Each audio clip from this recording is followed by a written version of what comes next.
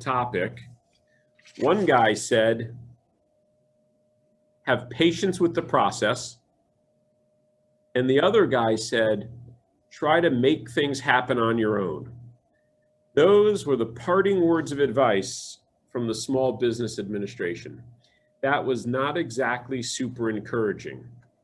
So we have a PowerPoint presentation, which makes this at least one step more interesting than that program this morning.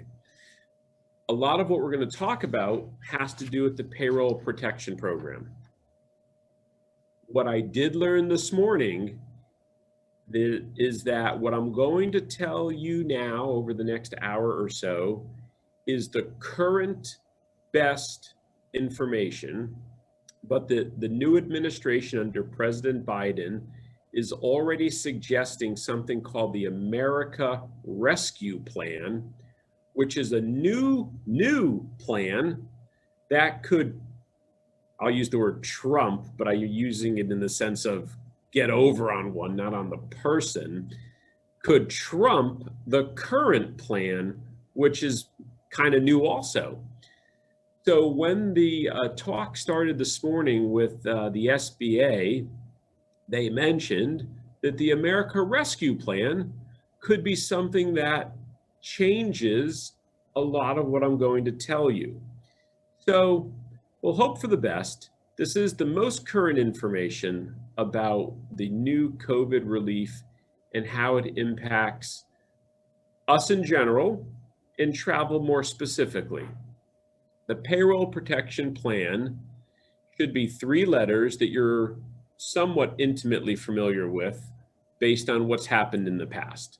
The Payroll Protection Plan new version has $325 billion available for small businesses with no more than $2 million per business.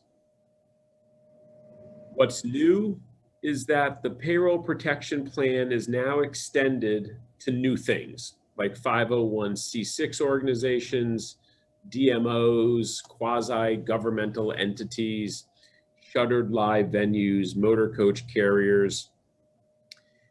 What I learned this morning is that you have to think of the PPP in terms of the first draw and the second draw. So right now, the new stuff that's come out is all about the second draw.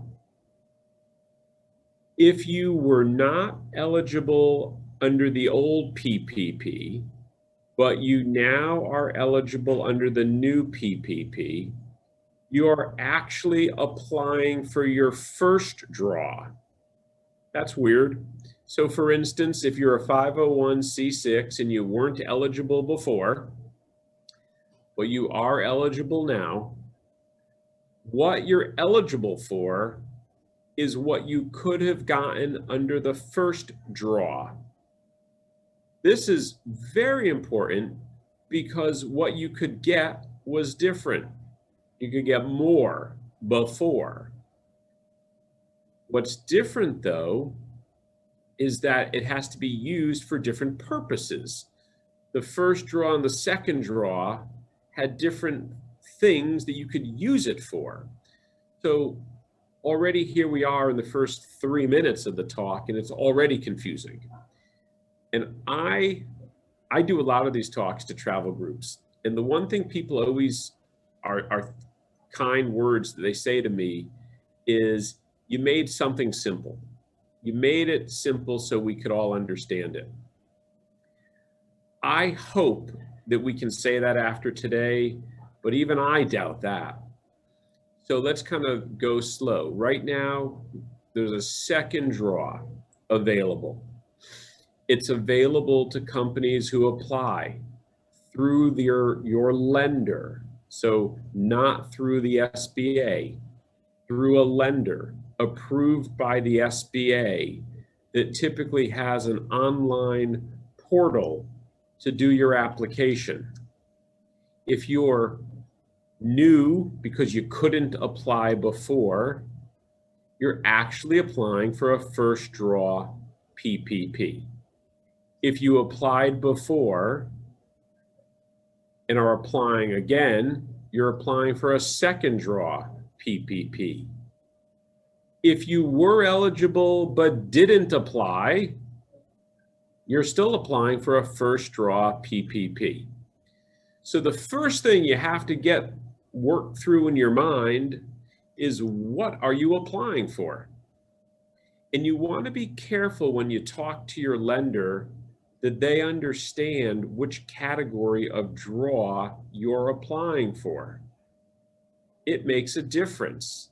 So if you were eligible before, but just opted not to because you didn't know if you would need it, you're applying for a first draw PPP. If you got a first draw PPP and are applying for a second draw PPP, you must have used up your first draw PPP. Whether or not you've applied for or been granted forgiveness of the first draw does not prohibit you from applying for a second draw. But the recommendation from the SBA is, if you've used up your first draw and are applying for your second draw, at the same time, apply for forgiveness of the first draw.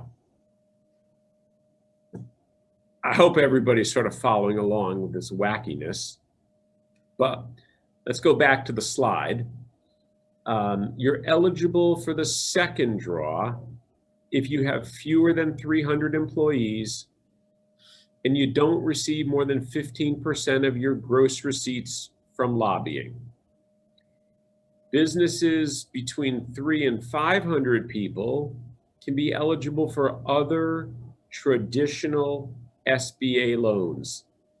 So that's any of you out there that don't fit under the 300 and are smaller than 500, there's still a space for you, but it's more of a traditional SBA loan having nothing to do with COVID. Like before, sole proprietors, independent contractors, what's known as gig employees are eligible under the PPP. In order to qualify for the second draw PPP, you must show a 25% decline in gross revenue, gross receipts, gross sales in any quarter of 2020 compared to the same quarter in 2019. Okay, so you have to be able to show a 25% decrease in revenue from one quarter of 19 to one quarter of 20. If you are a new PPP applicant applying for your first draw because either you chose not to or couldn't apply before for the PPP, you don't have that requirement. This 25% decline in revenue requirement is only related to the second draw PPP. Not eligible, publicly traded companies. At least that's simple, I guess. What can a business receive? Under the second draw PPP, you can receive 2.5 times the average monthly payroll in the year before. 2.5. That's it under the second draw PPP. It was a slightly different calculation under the first draw PPP. Again, not to belabor the issue, if you were eligible for a first one but didn't do it, you can do it now. You will get a PPP loan based on the old way of calculating, not the new way. Lodging and food services can get up to 3.5%, assuming your NAICS code starts with the number 72. I don't exactly know what that means, to be honest with you, but apparently you'll know. I don't know if that's a tax ID, two-digit code, but NAICS, if your code is 72, which means you're an establishment providing customers with lodging and or preparing meals, snacks, and beverages for immediate consumption. So if you are NAICS code 72, you can get 3.5 times the average payroll. Okay, so 60% of the loan proceeds must be used for payroll over either the 8 or 24-week period that you pick. So you pick 8 or 24. Most people are picking 24. 60% of the loan proceeds must be used for payroll. It can also be used for what the first draw was eligible for. The first draw could be used for rent, covered mortgage interest, and utilities. So if you're a company getting a first draw, that's what you can do. Now it's been expanded. There's new categories. The SBA was very excited about these new categories that are now covered. Covers PPP, personal protective, PPE, covers personal protective equipment. It covers facility modification expenditures, which they described as air filtration systems. So if you want to, I don't know, make your workplace a better place for breathing and you want to spend money on that, that is something that you can use your PPP money for. You can use it to kind of restock your supplies, is what the fellow talked about this morning. So you can use it to get and re-up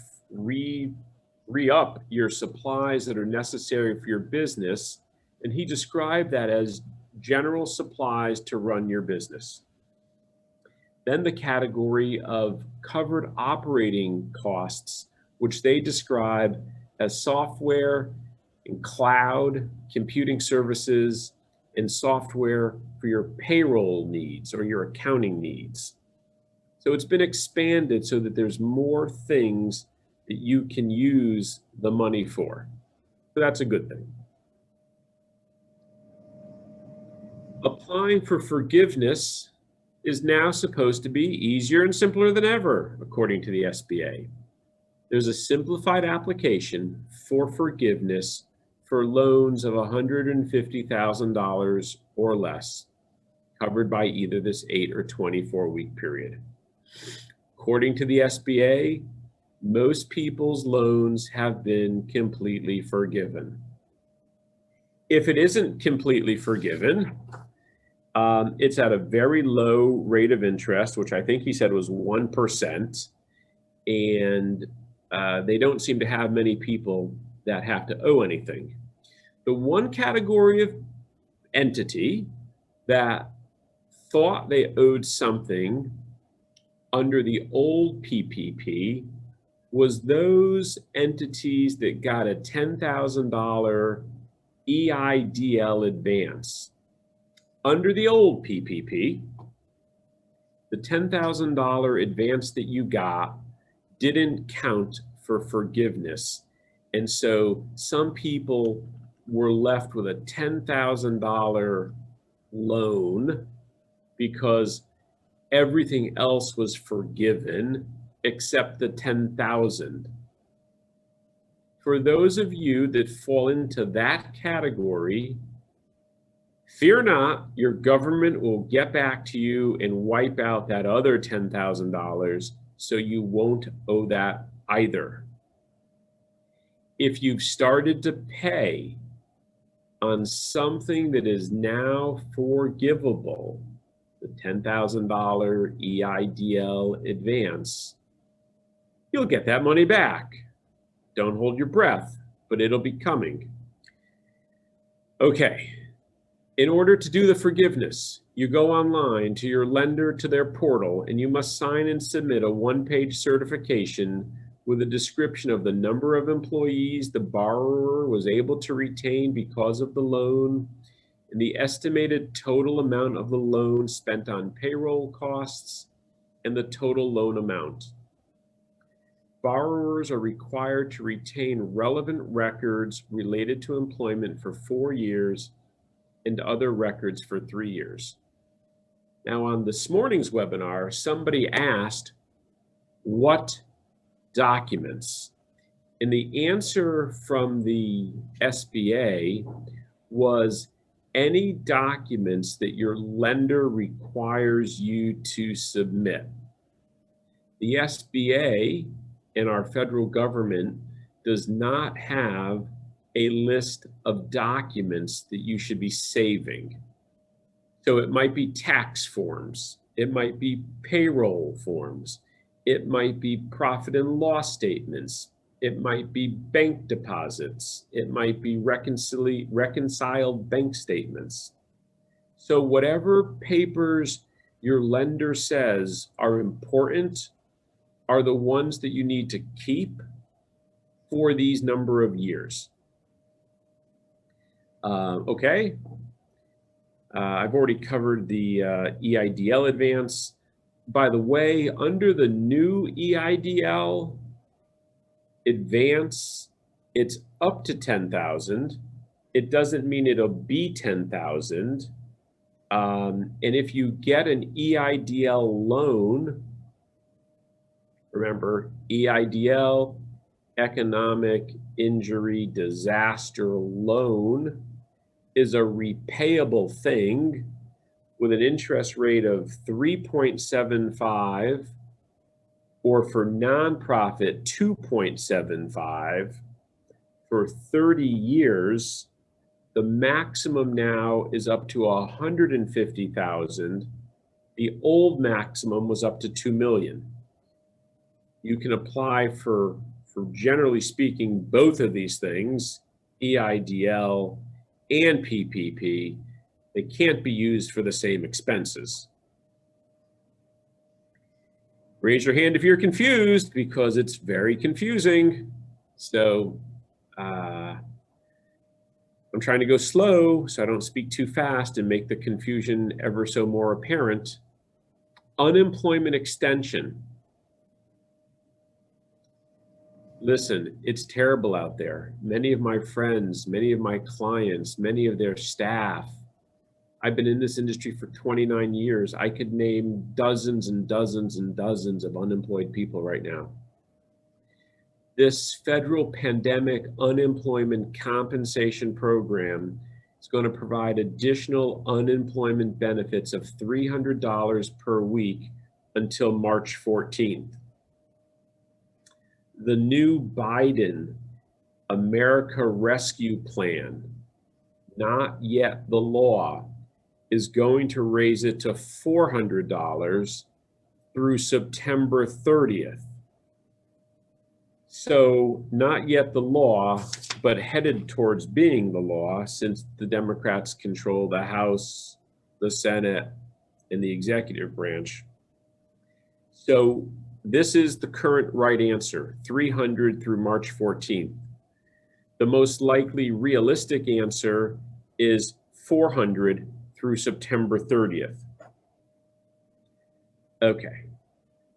Pandemic Unemployment Assistance Program expanded to cover self-employed, gig workers, and other workers in the non-traditional employment. For individuals on the Pandemic Unemployment Assistance Program who have not exhausted their benefit eligibility of up to 50 weeks, the program provides for continuing benefits for eligible people for the weeks of unemployment through April 5th. You know, some of this stuff is hard for me to understand. I listened to the SBA guy say that. That's clearly the right answer, but it's confusing. the Pandemic Emergency Unemployment Compensation Program expanded to provide additional weeks of federally funded unemployment benefits to individuals who exhaust their regular state benefits. That's on top of the state benefits. So it's another program that's out there.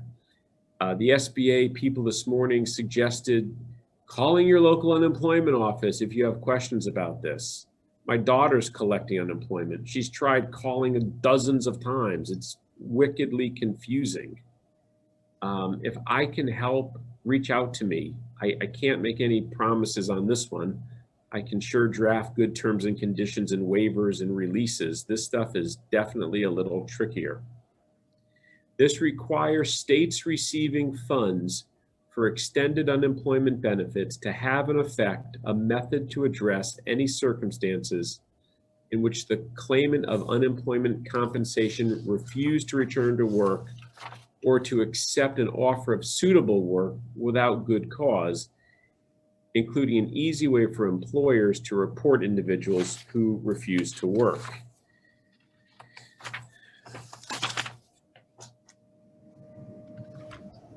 Equally confusing is the Employee Retention Tax Credit Program, benefits now and retroactively. Business operations that are either fully or partially suspended by a COVID-19 lockdown order, or for a quarter in 21, if gross receipts are less than 80% of gross receipts for the same quarter in 2019, are entitled to an employee retention tax credit. So you're getting a credit on your taxes for retaining employees. It's an increase in the credit. Under the original bill, the credit was 50% of the qualified wages paid to an employee, plus the cost of continuing health benefits. Now it's 70%. The credit cap increase was $5,000, and now it's $7,000 for each of the first 2 quarters. The expectation is that this is going to change and evolve in 21 to provide more employee retention tax credit. If you don't have a good accountant by now, my God, it is time to wake up and get a good accountant, because you need help doing this. It is worth the money to spend to get a good accountant. There's lots of good accountants out there. So line yourself up with one. If possible, line yourself up with one who knows something about travel companies. It's good advice. It's money well spent. The Employee Retention Tax Credit and Employee Work Status. Under the CARES Act, that was the old, for a company of 100 or more, no credit was available for employees who were still working, even if reduced capacity. A company of 100 employees or fewer qualified even for working. Now, the threshold is raised to 500 employees. So for the first 2 quarters, a company with fewer than 500 employees can take credit even if the employees are working. So I don't know if that applies to too many people on our call here today, but maybe it does. The Employee Retention Tax Credit compared to the PPP. Under the CARES Act, that's old, you could not take PPP and claim an employee retention tax credit. Now you can, and it's retroactive. If you take the retroactive payment, you cannot use those funds to pay for the same activities.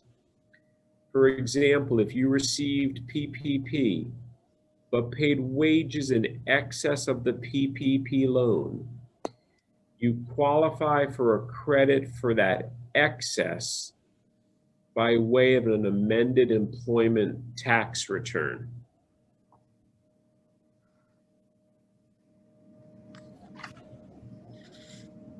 Under the CARES Act, there was no provision to allow for an advance payment before qualified wages were paid.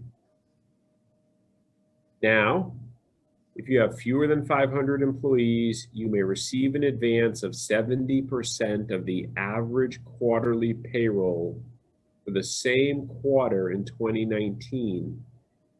However, if you paid an excess, you will have to repay at the end of the quarter.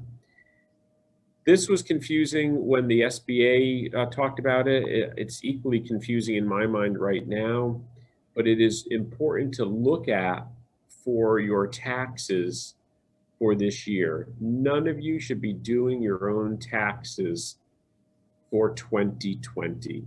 Everyone should have a good qualified accountant. Okay, this is really an exciting topic for the travel, tourism, hospitality world, the live venue grant program. Unfortunately, there's not enough information out there to even apply for it yet. That's insane. This program is now being talked about. People are getting excited about it. People don't know what to do about it. On this morning's call, they took a number of questions. I wrote down some of them. The 8th question that somebody asked was about this, and the answer was, be patient and regularly check the SBA.gov website under the live venue grant program. I mean, you want to reach out and grab the guy and shake him until he tells you something, but he has nothing to tell you because they don't have an answer. What I'm going to tell you now is what's in the legislation about the live venue grant program, and then we're going to try to get ready to get them. Okay, during the first 14 days that grants are available, recognize that's not even yet, the new grant program will award funds to entertainment venues facing the largest revenue drops. To qualify for a first priority grant, your business must have seen a 90% or greater revenue loss between April 1 and December 31 of 2020 when compared to the same period in 2019. So that's easy. That ought to make sense. And that ought to apply to most of you for whom this is reasonable. There's probably no live venue that's going to have a better story. But if there is, in the second 14-week period, grants will be awarded to businesses that have seen at least a 70% drop in revenue between April 1 and December 31, 2020, as compared to the same period in 2019. After the first 28 days of the program, the SBA will open up the program to other businesses affected by COVID-19. Because the stimulus doesn't allow the SBA to issue more than 80% of the funds in the first 2 waves of priority grants, funds aren't expected to run out before then. Yet, prepare to apply as soon as you are eligible. Grant programs historically run out of funding quickly. So one of the things that the guy was talking about this morning was, will the live venue grant program be opened up to businesses greater than the ones currently identified to do this? So he thinks the answer is yes. He thinks it'll be opened up to more. So what are they doing? The SBA is setting aside $2 billion in grants to businesses with up to 50 full-time employees. That doesn't seem like a lot. The catch is that after 60 days, the funds will be available to all other businesses. If you own a smaller business, 50 or less, apply as soon as you can to avoid competing with larger businesses. Guys, I really think that if you think you qualify, you need to log on every day and see when the magical day is that you can apply. That seems like hard to believe, but that is your best advice. Who qualifies currently for a live venue grant? You and your business must meet several sets of requirements to be eligible for the new grant program. Generally, the grant is available to live entertainment businesses that include live venue operators, live venue promoters, theatrical producers, live performing arts operators, museums, motion picture theater operators, and talent representatives. This is kind of an unwieldy list. One of the questions this morning for the SBA was from somebody who manages an amusement park on Long Island. And the question was, can I get it? And the answer was, maybe. Well, why is it maybe? Well, because amusement parks don't typically fall into these categories, except if you've been to any amusement park, they usually have a little stage someplace. And the little stage usually has little fluffy characters doing a show of some kind. That's a live venue operator. So it doesn't exactly define it perfectly enough for us to know what's really going to count. So when in doubt, think that you should get it and apply. When in doubt, be ready to explain that if you're that amusement park, you have that stage where that seal jumps up and talks to the crowd, or you have that stage where some funny, happy character in a big costume greets the children, that those are live events. So that was the SBA's answer. Seems basically like a good answer to me. Here's the stuff you need to have ready. So since you can't really apply yet, get stuff ready. Because when the go button turns on, you're going to want to hit it. Eligible businesses must meet a set of historical and financial requirements. You're established before February 29 of 2020. You have to have a 25% drop in gross earned revenue over a quarter in 2020 compared to the same quarter in 2019. Like, who the hell is not going to meet that? I mean, we've had nothing live. So you have to have at least a 70% of revenue from sales related live events, including merchandise, food, and beverage. Well, if you're that amusement park, I think you can claim you have 100% of revenue from sales generated related live events. Who cares if the people actually sat at the little stage? You had a little stage, it was included in their admission price, and they paid for it.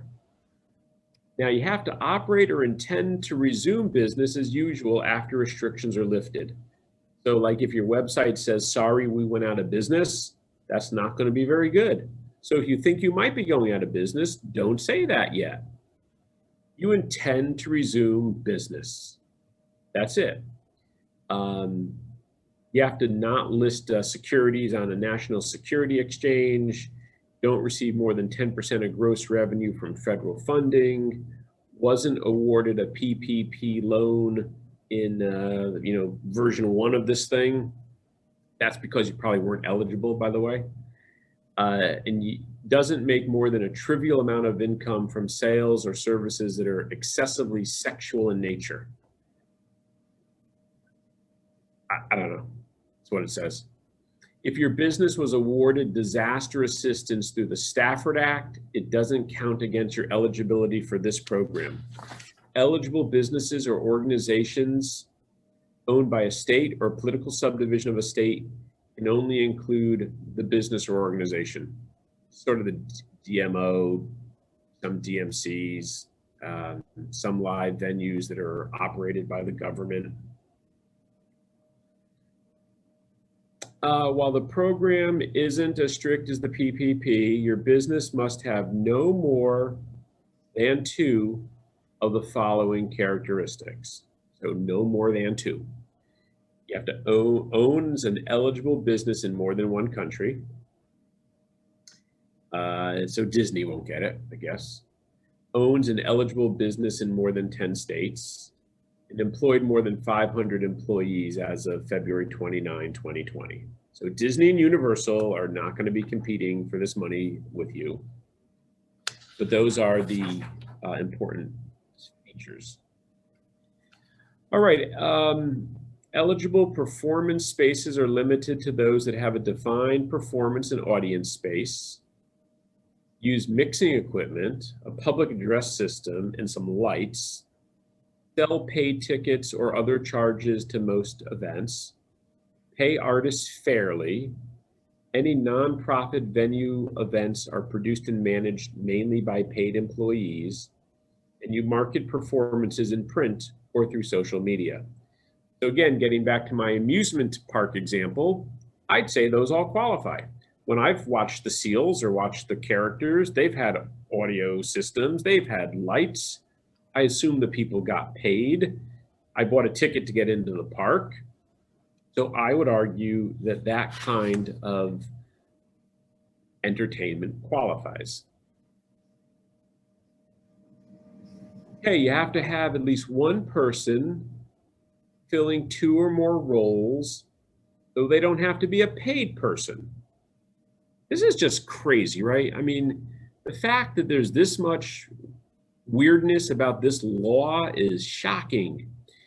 So you have to have at least one person who does sound, one person who keeps the books, is a stage manager, a security person, or a box office manager. I think this is easy. Clearly, if you have the stuff on this last page, you must have somebody doing some of these things. If you're a promoter, you must work with a venue that meets these requirements. If you're a talent representative, the artist you represent must perform in a venue that meets most of these criteria. We're getting towards the end, so get ready for the weekend, I guess. If you're a museum, museums must meet stated criteria in order to be eligible. You must primarily be a museum. You must be registered as nonprofit. You must have indoor exhibits that are affected by restrictions on gatherings, like, for instance, nobody can come in, or you can only have 6 people in. And you must have at least one space with fixed audience seating and regular programming. I don't know. Like, I went to the Hockey Hall of Fame. It had a little museum. It had like a little space with a bench, and it had like a hockey thing that just on a reel kept playing over and over again. I would think that would meet the requirements. So we're in a world where this is very confusing, but it's good to know these rules now so you can start to be ready to qualify. And remember, your lenders are going to know less than you about this. So when you contact your SBA lender to get your live venue grant, you're going to know more than them. So be prepared for ignorance. Be prepared for being told, oh, you don't qualify. And be ready to say, yeah, I actually do. And here's why I qualify. So if you leave here with nothing else, leave here armed with ammunition to be able to support and defend yourself when you're applying for these programs, because your lenders will know less than you. Grants are capped at 10 million, and how much you receive depends on your revenue and when your business opened. Businesses opened before January 1 of 2019, 45% of gross earned revenue in 2019. Businesses opened after January 1 of 2019, it is 6 times the average monthly gross receipts in revenue. Okay, so how you use the grant for your business: payroll, rent, utilities, mortgage, scheduled payments on debts taken out before February 15, 2020, worker protection, payments of up to $100,000 to independent contractors, maintenance expenses, administrative costs, taxes, fees, leases, insurance, advertising, production, transportation, capital expenditures related to a live performance. So, hey, the good news is if you can get this thing, you can use it any way you want, because this is going to be this range of topics will cover all of your normal expenses. You have to use it for eligible expenses your business is faced or facing between March 1 of 20 and June 30 of 22. While you don't have to submit any documents after applying, there's a chance you could be audited to make sure your company or organization spent the awarded funds appropriately. Plan to keep employment records for 4 years after receiving the grant and all other records for 3 years. You may be eligible for additional funding if your business hasn't recovered by the spring of 21. If your business is still making less than 30% of its 2019 revenue during the first quarter of 21, you could be eligible for more help.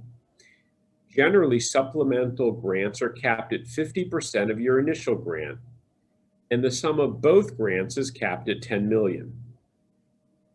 So that's good news, and according to the SBA guys this morning, they think this news will only get better. Transportation inclusions. For us, it's probably the pictures on the left that are most interesting. The airlines, a lot of us feel, have already gotten some more. There's $45 billion in transportation funding in the new stuff.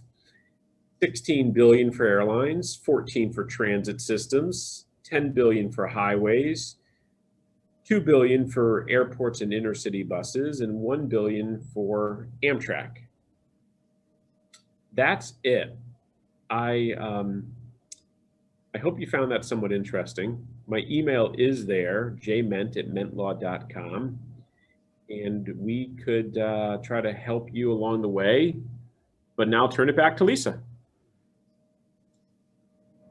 Thank you, Jeff. That was comical at times and very informative, certainly, throughout.